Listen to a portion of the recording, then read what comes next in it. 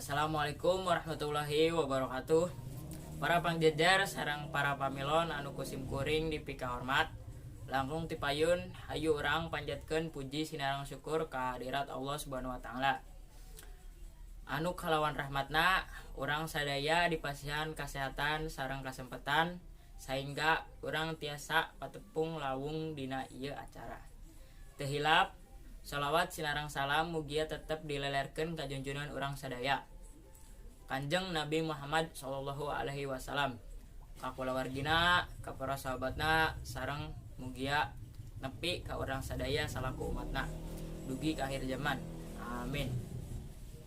Tepangkeun wasta abdi Gildan Syarif Ayatullah ti 11 MIPA 4. Sim kuring ngagem pancen janten panumbu catur teu hilap ngahaturkeun rewu nuhun ka para pangjejer sareng para pamilon anu parantos kersa hadir dina ieu kumpulan kanggo medar sareng ngadiskusikeun ngeunaan bantuan kuota belajar. Ku kituna supados henteu nyangkolong kana waktos, hayu urang sadaya buka ieu sawala ku aosan basmalah sasarengan. Bismillahirrahmanirrahim. Para pangjejer sareng para pamilon anu kusim kuring dipika hormat, sataacana nincakna acara nu salajengna supados henteu disaha-saha sim kuring sejak nepangkeun para pangjejer nu bade ngadugikeun kamandangna. Para pangjejer anu kahiji nyaeta Bapak Muhammad Eka Januar SPD, mantena mangrupikeun wakasep kurikulum di SMA 1 Majalengka. Wilujeng enjing Bapak, hatur nuhun kana kasumpinganana. Anu kadua nyaeta Bapak Nanang Sunarta SPD MPD, mantena mangrupikeun wakasek anu biasa nguruskeun masalah bantuan di SMA 1 Majalengka. Wilujeng enjing Bapak, hatur nuhun kana kasumpinganana. Para hadirin supados urang leuwih neleman ngeunaan jejer anu bade dibahas ku urang sadaya. Hayu urang regepkeun Pak kamandang ti para pangjejer. Sumangga ka Bapak Eka kanggo ngadugikeun kamandangna. Hatur nuhun Bapak Eka anu tos ngadugikeun ka kamandangna. Sae kacida naon anu rupina didugikeunana.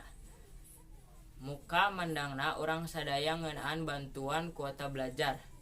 Nurutkeun mantena bantuan kuota belajar teh mangrupikeun salah sahiji bentuk bantuan pamarentah pikeun sistem pendidikan di masa pandemi ieu. Pamarentah ngabagikeun bantuan ieu pikeun nunjangan kuota para siswa kanggo diajar. Teu sadaya siswa kenging bantuan ieu. Tiap siswa anu kapilih kenging bantuan bentuk pulsa sageung 50.000. Bantuan ieu bakal terus dipasihkeun dugi ka sababaraha bulan kapayun. Rupi-rupi ilmu ngan lain saukur ti guru hungkul. Kumargi kitu hayu urang lajengkeun wae ieu sawala. Anu salajengna ka Bapak Nanang dihaturanan kanggo ngadugikeun kamandangna. Hatur nuhun Bapak Nanang anu atos ngadugikeun kamandangna.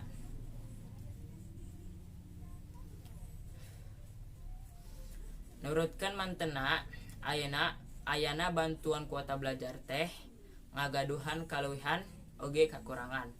Kaleuwihanna nyaeta moal aya hambatan deui kanggo siswa dina diajar sabab teu aya kuota.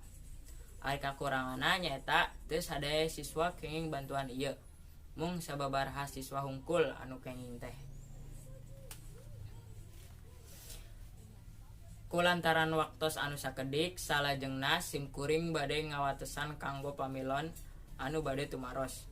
Ngan ukur kanggo 3 urang dina ngadugikeun patarosanana kedah ngacungkeun pandanganna teras nyebatkeun namina sarta teu kenging gogorowokan. Hatur nuhun ka Hanida anu atos ngadugikeun ka patarosanana. Patarosanana kirang langkung ngeunaan kawijakan pamarentah dina pamerean bantuan kuota belajar di sakola. Sumangga ka Bapak Eka Januar kanggo ngawalar patarosanana. Hatur nuhun ka Bapak Eka anu parantos ngawalar patarosan ti Hanida.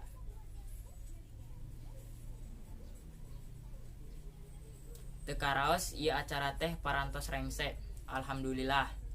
Ieu acara teh ti kawit dugi ka rengse parantos kalaksanakeun kalayan lancar. Ku kituna urang hayu sasarengan tutup ieu acara ku maosan hamdalah sasarengan. Alhamdulillahirabbil alamin. Simkuring salaku panumbu catur sareng saparakanca nedah hapunten anu kasuhun. Bilih aya kacariosan anu piparioskeun anu matak kirang raos kana menah. Mung sakitu ti simkuring hatur nuhun kana parhatosanana. Wassalamualaikum warahmatullahi wabarakatuh.